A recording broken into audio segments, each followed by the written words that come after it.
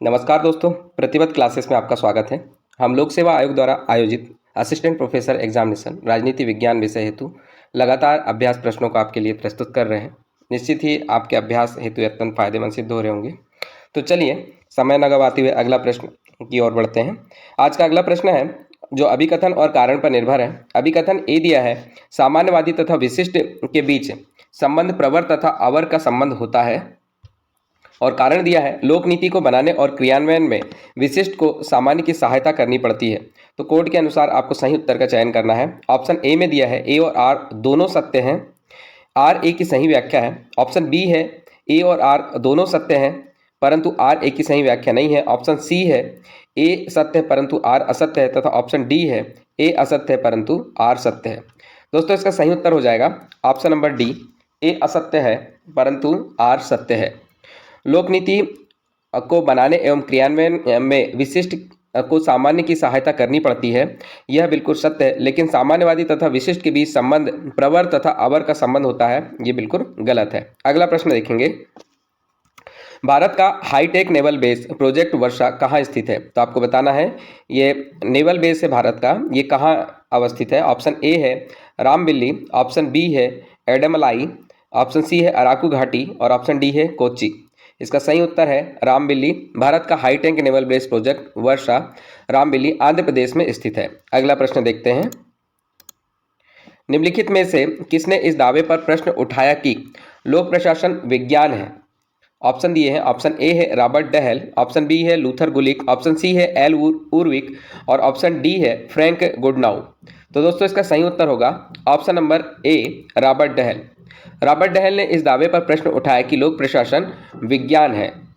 अगला प्रश्न देखते हैं, वैज्ञानिक प्रबंध आंदोलन के संस्थापक जनक एफ.डब्ल्यू. टेलर ने एक सिद्धांत का प्रतिपादन किया है जिसे इसकी वैज्ञानिक पद्धति समझा जाता है। तो वो पद्धति बताना है। ऑप्शन ए है सावधानी पूर्ण अवलोकन, ऑप्शन बी है प्रबंध की तकनीकें, ऑप्शन सी है सामान्यीकरण और ऑप्शन डी है उपर्युक्त सभी। तो दोस्तों इसका सही उत्तर हो जाएगा ऑप्शन नंबर डी, उपर्युक्त सभी। टेलरवादी प्रबंध विज्ञान के आधार स्तंभ में एक सच्चे प्रबंध एवं कार्य विज्ञान का विकास आता है। कार्यकर्ता का वैज्ञानिक आधार चयन तथा उसका वैज्ञानिक शिक्षण एवं विकास शामिल है और साथ ही प्रबंध एवं श्रमिक के बीच मैत्रीपूर्ण सहयोग भी शामिल है। अगला प्रश्न देखते हैं, लोक प्रशासन के प्रबंध की दृष्टिकोण के समर्थक निम्नलिखित में से कौन नहीं है। ऑप्शन ए दिया है साइमन, बी है स्मिथ वर्ग, ऑप्शन सी है गुलिक और ऑप्शन डी है हेनरी फेयोल। सही उत्तर ऑप्शन नंबर ए हो जाएगा साइमन। लोक प्रशासन के प्रबंध की दृष्टिकोण के समर्थक में से साइमन नहीं है, स्मिथ वर्ग, गुलिक और हेनरी फेयोल जो है इसके समर्थक में शामिल है। अगला प्रश्न देखेंगे, यह अभिकथन और कारण पर निर्भर है। अभिकथन ए दिया है, पद स्थिति वर्गीकरण आधुनिक कार्मिक प्रशासन की नींव है। कारण आर दिया है, पद स्थिति वर्गीकरण सिविल सेवाओं में औचित्य स्थापन करने देता है। कोड दिए हैं, कोड के अनुरूप आपको आंसर देना है। ऑप्शन ए है, ए और आर दोनों सत्य हैं, आर ए की सही व्याख्या है। ऑप्शन बी है, ए और आर दोनों सत्य परंतु आर ए की सही व्याख्या नहीं है। ऑप्शन सी में है, ए सत्य है परंतु आर असत्य है। तथा ऑप्शन डी में है, ए असत्य है परंतु आर सत्य है। इसका सही उत्तर हो जाएगा ऑप्शन नंबर ए। ऑप्शन नंबर ए के अनुरूप ए और आर दोनों सत्य कथन है तथा आर ए की सही व्याख्या करता है। तो देख लेते हैं, अभिकथन ए में दिया है, पद स्थिति वर्गीकरण आधुनिक कार्मिक प्रशासन की नींव है, ये सत्य कथन है। और कारण आर है, पद स्थिति वर्गीकरण सिविल सेवाओं में औचित्य स्थापन करने देता है। पद स्थिति वर्गीकरण से संबंधित ये प्रश्न था और ये कारण और जो इसकी व्याख्या, अभिकथन और कारण जो इसकी व्याख्या कर रहा है, दोनों ही कथन बिल्कुल सत्य है। अगला प्रश्न देखेंगे, यह अभिकथन और कारण पर निर्भर ही प्रश्न है। अभिकथन दिया है, लोक प्रशासन में सामान्य तौर पर लाभ का प्रयोजन अनुपस्थित रहता है। इसका कारण आर दिया है, सरकारी गतिविधियां केवल लाभ को अधिकतम करने के लिए नहीं होती हैं परंतु समाज के कल्याण को प्रोन्नत करने के लिए होती हैं। कोड के अनुरूप आंसर देना है। ऑप्शन ए में है, ए और आर दोनों सत्य है, आर ए की सही व्याख्या है। ऑप्शन बी में ए और आर दोनों सत्य परंतु आर ए की सही व्याख्या नहीं है। ऑप्शन सी है, ए सत्य परंतु आर असत्य है। तथा ऑप्शन डी है, ए असत्य परंतु आर सत्य है। इसका सही उत्तर ऑप्शन नंबर ए होगा। ऑप्शन नंबर ए के तहत ए और आर दोनों सत्य है और आर ए की सही व्याख्या है। लोक प्रशासन में सामान्य तौर पर लाभ का प्रयोजन अनुपस्थित रहता है, तो ये बिल्कुल सही है। उसमें लाभ नहीं देखा जाता, उसमें जनता की भलाई या लोक कल्याण को खोजा जाता है। और कारण आर दिया है, सरकारी गतिविधियां केवल लाभ को करने के लिए नहीं होती, परंतु समाज के कल्याण को प्रोन्नत करने के लिए होती है। तो बिल्कुल सही है, समस्त सरकारी गतिविधि लोक प्रशासन के द्वारा संचालित होती हैं और इनका उद्देश्य समाज के कल्याण को प्रोन्नत करने के लिए होता है। अगला प्रश्न देखेंगे, पराश्रितता की अवधारणा 1960 के दशक में इसमें उद विकसित हुई थी। तो किस देश में उद विकसित हुई थी आपको बताना है। ऑप्शन ए दिया है Europe, option B Africa, option C Asia और ऑप्शन डी लैटिन अमेरिका। तो आपको बताना है पराश्रितता की अवधारणा कहाँ पे हुई थी। इसका सही उत्तर हो जाएगा option number D Latin America. पराश्रित सिद्धांत की उत्पत्ति 1950 के दशक में लैटिन अमेरिका के लिए संयुक्त राष्ट्र आयोग के निदेशक राउल प्रोबिस तथा उनके सहयोगी के तत्वाधान में हुई थी। इनके प्रमुख प्रतिपादक में समीर अमीर व आंद्रे गुंड्रक फ्रैंक आते हैं। अगला प्रश्न हम देख लेते हैं। यह अभिकथन और कारण पर निर्भर प्रश्न है। अभिकथन दिया है, अभिकथन ए है, उत्तर सोवियत काल में आणविक सशस्त्र राज्यों में संभावित रूप से सैनिकों द्वारा चालित या कमजोर नागरिक सरकारें हो सकती हैं। कारण आर दिया है, उनके पास नागरिक नियंत्रण का सकारात्मक विरोधी क्रिया विधियों का अभाव होगा। कोड दिया है, ए और आर दोनों सत्य हैं, आर ए की सही व्याख्या है। ऑप्शन बी में है ए और आर दोनों सत्य है परंतु आर ए की सही व्याख्या नहीं है। सी है ए सत्य परंतु आर असत्य है तथा डी में ए असत्य परंतु आर सत्य है। दोस्तों इसका सही उत्तर हो जाएगा ऑप्शन नंबर ए और आर दोनों सत्य, यानी उत्तर सोवियत काल में, यानी जब सोवियत संघ का पतन हो गया था उसके बाद में आणविक सशस्त्र राज्यों में संभावित रूप से सैनिकों के द्वारा चालित या कमजोर नागरिक सरकारें हो सकती हैं। तो बिल्कुल उसके बाद में कमजोर सरकारों का उद्भव हुआ था और कारण आर दिया है, उनके पास नागरिक नियंत्रण का सकारात्मक विरोधी क्रियाविधियों का अभाव रहा होगा। तो बिल्कुल क्योंकि उनके पास में प्रॉपर स्ट्रक्चर नहीं था सरकार चलाने का, इसलिए यह कथन भी बिल्कुल सही है और यह इसका सही व्याख्या भी, पहले कथन की सही व्याख्या भी करता है। अगला प्रश्न देखेंगे, एटम्स फॉर पीस निशस्त्रीकरण योजना विश्व के किस नेता ने प्रस्तुत की थी। तो आपको बताना है किस नेता ने एटम्स फॉर पीस प्रस्तुत की है। ऑप्शन ए है जवाहरलाल नेहरू, ऑप्शन बी है खुश्चेव, ऑप्शन सी है आइजनहावर और ऑप्शन डी है कैनेडी। इसका सही उत्तर हो जाएगा ऑप्शन नंबर सी आइजनहावर। 1953 में राष्ट्रपति आइजनहावर ने अपनी प्रसिद्ध शांति योजना के लिए अणु नामक एक प्रस्ताव में यह प्रस्ताव रखा कि विश्वमंडलीय सामग्री का अंतर्राष्ट्रीय कोष स्थापित किया जाए और उसका प्रयोग शांतिपूर्ण उद्देश्यों के लिए किया जाए। अगला प्रश्न हम देखेंगे, अंतर्राष्ट्रीय क्रियाविधि के रूप में ग्लोबल एनवायरमेंटल फैसिलिटी यानी GEF किसने सृजित की है, विशेष रूप से विकासशील देशों में पर्यावरण संबंधी परियोजनाओं का निधियन करने के लिए। तो ऑप्शन दिए हैं, ऑप्शन ए है IMF, ऑप्शन बी है UNDP, ऑप्शन सी है UNEP और ऑप्शन डी है विश्व बैंक। तो दोस्तों इसका सही उत्तर ऑप्शन नंबर डी आ जाएगा, विश्व बैंक। अंतर्राष्ट्रीय क्रियाविधि के रूप में ग्लोबल एनवायरमेंटल फैसिलिटी की स्थापना विश्व बैंक के द्वारा 1992 में रियो अर्थ सम्मेलन के दौरान किया गया था। इसकी स्थापना करने के पीछे मुख्य उद्देश्य विकासशील देशों में पर्यावरण संबंधी परियोजनाओं का निधियन करना है, जिससे पृथ्वी को तमाम तरह के पर्यावरणीय समस्याओं से बचाया जा सके। अगला प्रश्न देखते हैं, भारत और नेपाल ने संशोधित दोहरा करारोपण परिहार समझौता यानी double taxation avoidance agreement DTAA कब हस्ताक्षरित किया था। इसमें आपको सन बताना है। ऑप्शन ए में है 2011, बी है 2012, सी है 2010 और डी है 2009। सही उत्तर हो जाएगा ऑप्शन नंबर ए 2011। भारत और नेपाल ने संशोधित दोहरा करारोपण परिहार समझौता डबल टैक्सेशन अवॉइडेंस एग्रीमेंट यानी DTAA 2011 में हस्ताक्षरित किया है।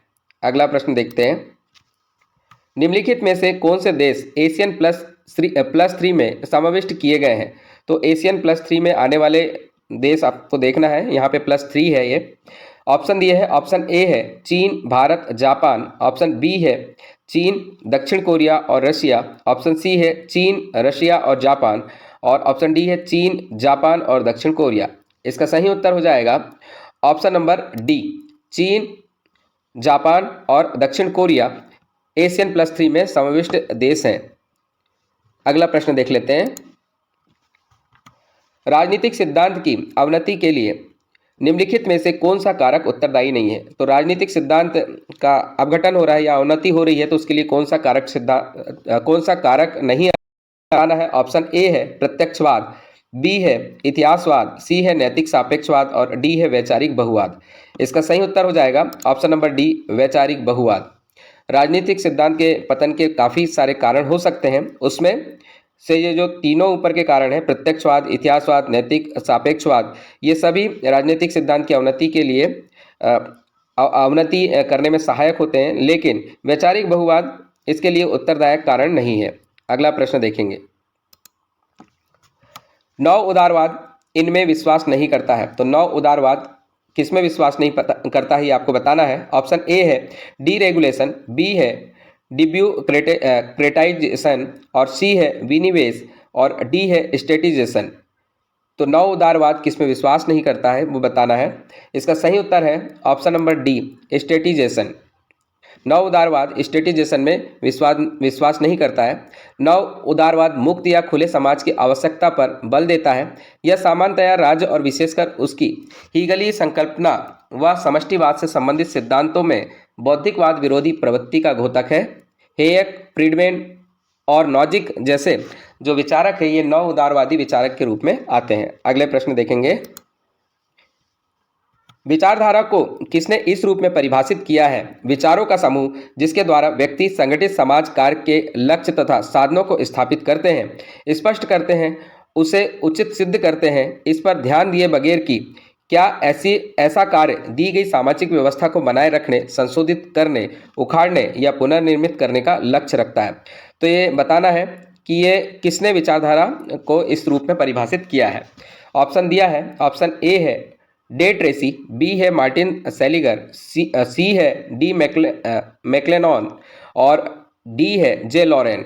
तो दोस्तों इसका सही उत्तर हो जाएगा option number B, Martin Seliger. Martin Seliger ने विचारधारा को परिभाषित किया है कि विचारों का समूह जिसके द्वारा व्यक्ति संगठित समाज कार्य के लक्ष्य तथा साधनों को स्थापित करते हैं, स्पष्ट करते हैं और उसे उचित सिद्ध करते हैं, इस पर ध्यान दिए बगैर कि क्या ऐसा कार्य दी गई सामाजिक व्यवस्था को बनाए रखने, संशोधित करने, उखाड़ने या पुनर्निर्मित करने का लक्ष्य करता है। अगला प्रश्न देखते हैं।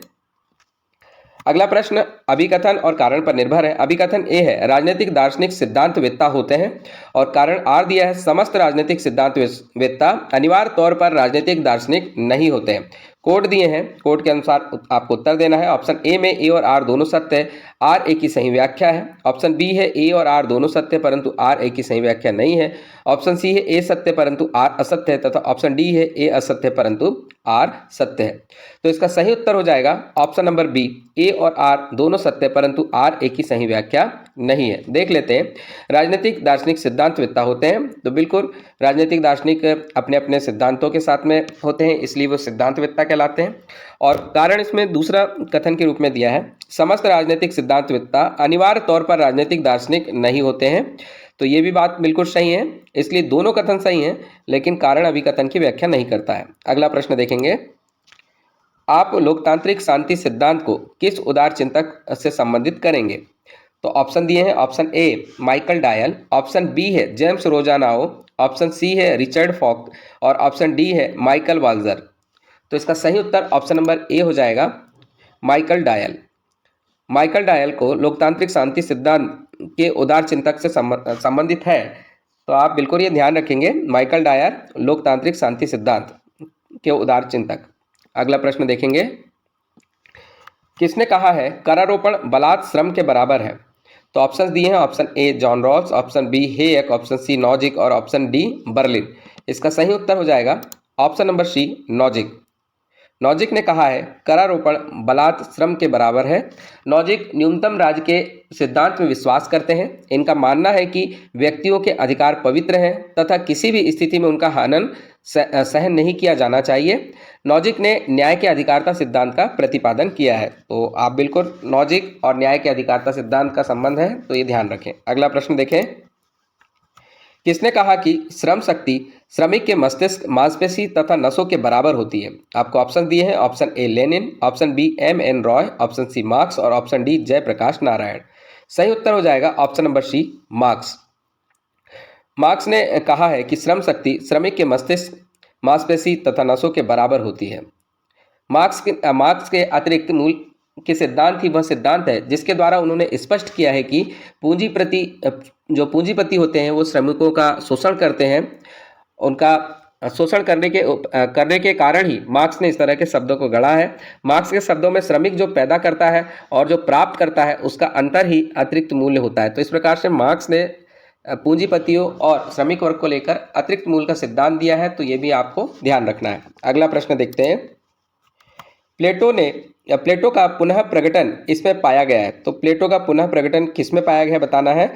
तो विद्वानों के नाम है, ए है सर थॉमस मोर का यूटोपिया, ऑप्शन बी है कैंपानेला का सिटी ऑफ द सन, और ऑप्शन सी है बेकन का न्यू अटलांटिस, और डी है उपर्युक्त सभी।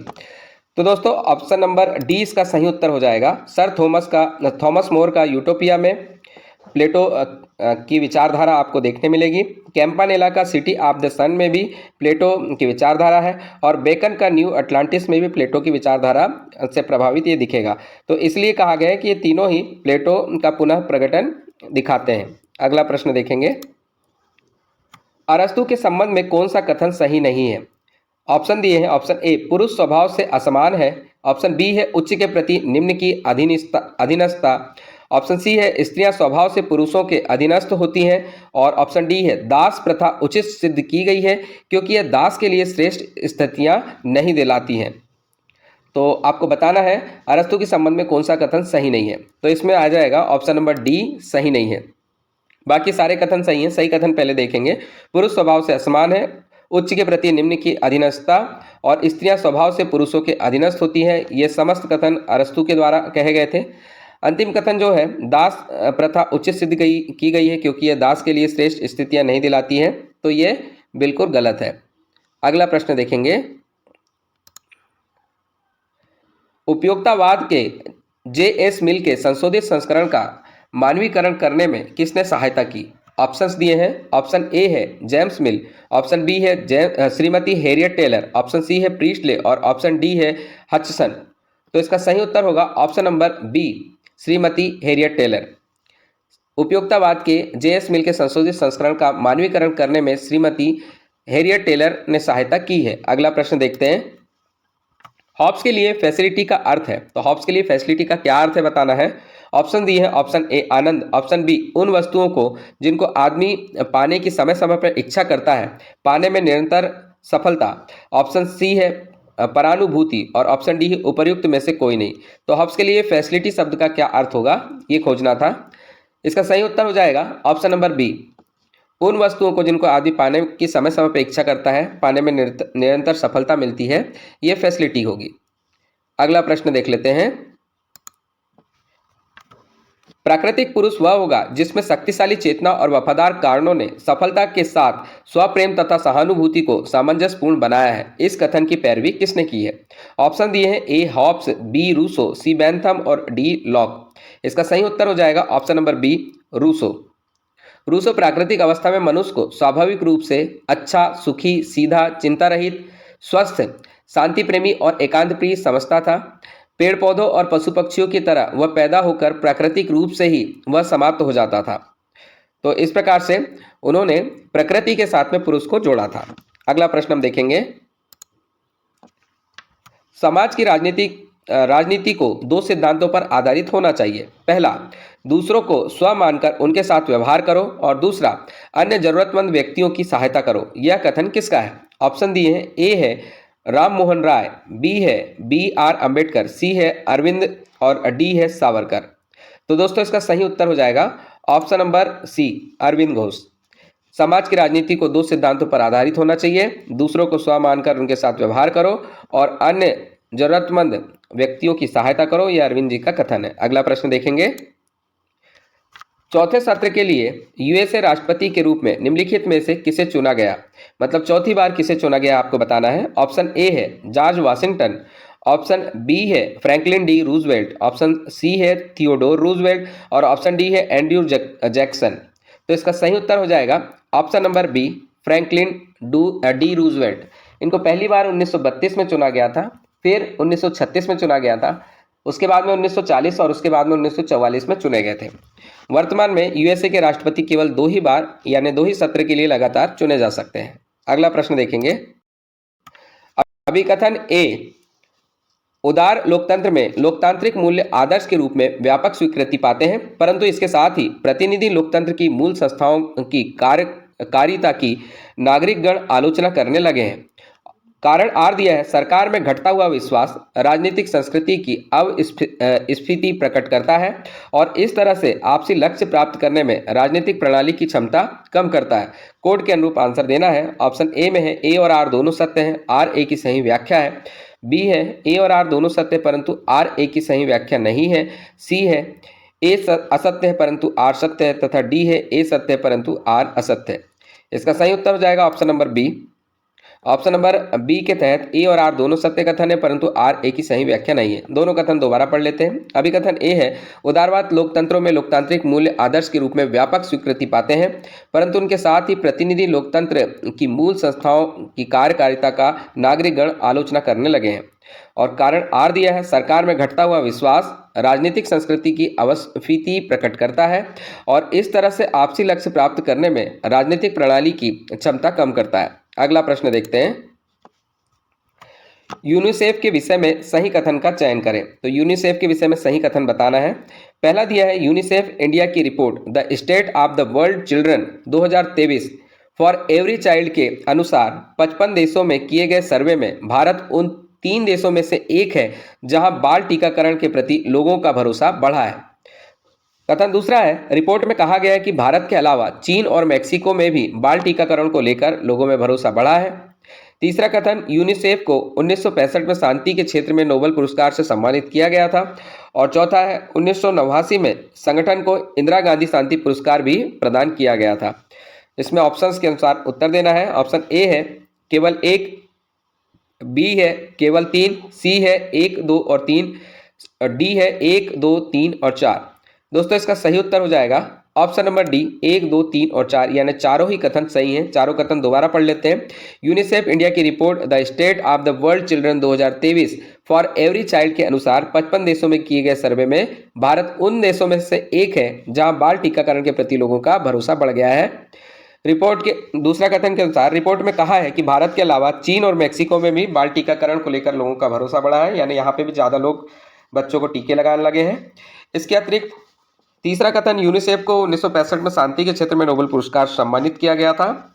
उसके विश्व हितैषी कार्यों को देखते हुए नोबेल का शांति पुरस्कार 1965 में मिला था। और साथ ही भारत द्वारा दिए जाने वाला इंदिरा गांधी शांति पुरस्कार भी 1989 में यूनिसेफ संगठन को दिया गया था। अगला प्रश्न देखेंगे। रूस यूक्रेन युद्ध के विषय में विश्व भर में अनेक अनुमान लगाए गए, इनमें से कौन सा सही नहीं है वो आपको बताना है। ऑप्शंस दिए हैं। ऑप्शन ए है, रूस यूक्रेन संघर्ष के 1 वर्ष पूरा होने के बाद भी विश्व के कई क्षेत्रों में तनाव बढ़ने के संकेत है।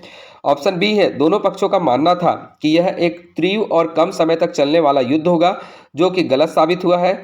तीसरा कथन है, युद्ध के विस्तार से रूस और उत्तर अटलांटिक संधि संगठन दोनों परमाणु शक्तियों के बीच सीधे टकराव का जोखिम भी बढ़ रहा है। और ऑप्शन डी में चौथा कथन दिया है, यूरोपीय संघ यूक्रेन का सबसे बड़ा सहायता प्रदाता है, उसने $37 बिलियन का वादा किया है और यूरोपीय संघ के देशों में ब्रिटेन और जर्मनी सहायक सूची में शीर्ष स्थान पर है। तो इसका आपको बताना है कि इनमें से कौन सा सही नहीं है। तो दोस्तों इसका सही उत्तर हो जाएगा ऑप्शन नंबर डी, इसमें सही नहीं है। तो पहले पूरे सही कथन देख लेते हैं।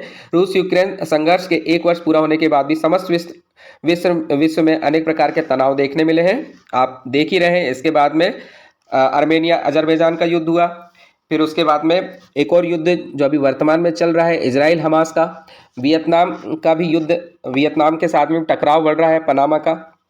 तो ये अलग अलग प्रकार के जो तनाव विश्व भर में बढ़ रहे हैं, तो ये बिल्कुल सही है। अगला है, दोनों पक्षों का मानना था कि यह एक तीव्र और कम समय तक चलने वाला युद्ध होगा, जो कि गलत साबित हुआ। तो बिल्कुल 1 साल से ज़्यादा हो गया है, उसके बाद भी ये युद्ध लगातार चल रहा है, तो जल्द खत्म नहीं हुआ है। युद्ध के विस्तार से रूस और उत्तर अटलांटिक संधि संगठन दोनों परमाणु शक्तियों के बीच सीधे सीधे टकराव के जोखिम भी बढ़ रहा है। तो बिल्कुल यहाँ पे भी आप देख रहे हैं रूस के साथ में अन्य देशों के बीच संबंधों के बीच में खटास पैदा हो रही है और टकराहट बढ़ने की संभावना काफ़ी ज़्यादा बढ़ रही है, खासतौर से अमेरिका के साथ में। और अगला इसमें जो दिया है, जो गलत कथन है, यूरोपीय संघ यूक्रेन का सबसे बड़ा सहायता प्रदाता है, तो ये गलत है। संयुक्त राज्य अमेरिका यूक्रेन का सबसे बड़ा सहायता प्रदाता है। इसने 70 बिलियन अमेरिकी डॉलर से अधिक की सैन्य और वित्तीय सहायता का वादा यूक्रेन को किया है। और यूरोपीय संघ ने 37 बिलियन डॉलर का वादा किया है। और यूरोपीय संघ के देशों में ब्रिटेन और जर्मनी सूची में शीर्ष स्थान पे है। ये इसका सही कथन होगा। तो दोस्तों, ये हमारा अंतिम प्रश्न था। इसी तरह के प्रश्नों के लिए और लगातार अभ्यास करने के लिए हमारे साथ में जुड़े रहिए। धन्यवाद। जय हिंद।